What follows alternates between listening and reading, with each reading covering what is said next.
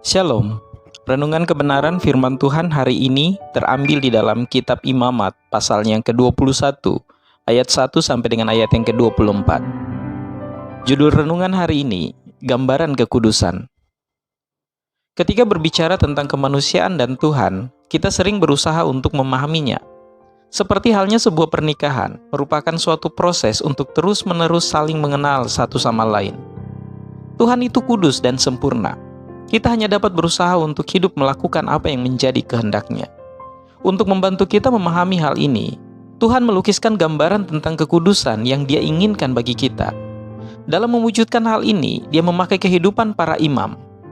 Imamat 21 menggambarkan kekudusan dengan memberikan aturan-aturan bagi para imam. Ketika orang-orang ingin memahami apa yang Tuhan maksudkan dengan kekudusan, mereka dapat melihat kehidupan para imam sebagai contoh dari gambaran kekudusan itu. Sayangnya, tidak semua imam melukiskan gambaran kekudusan yang baik.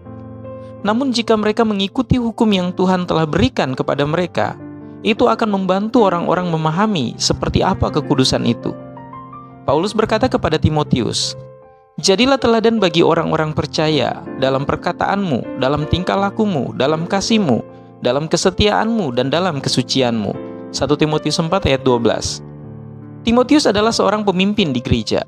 Perannya adalah untuk memimpin orang Kristen di jalan kebenaran. Saat kita duduk di bawah pemimpin yang saleh, kita dituntun ke jalan kekudusan. Saat kita mengikutinya, kita juga memimpin orang-orang di sekitar kita.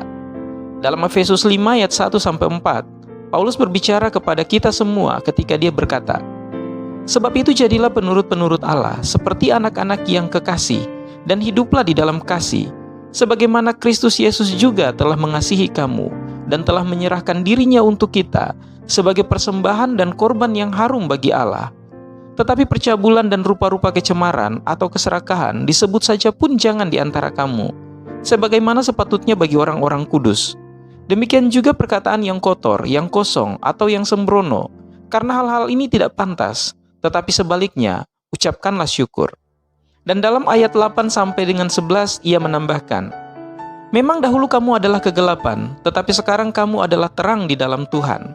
Sebab itu hiduplah sebagai anak-anak terang. Karena terang hanya berbuahkan kebaikan dan keadilan dan kebenaran. Dan ujilah apa yang berkenan kepada Tuhan.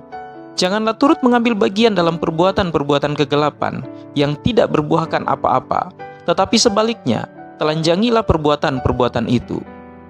Dunia tidak dapat memahami jalan Tuhan.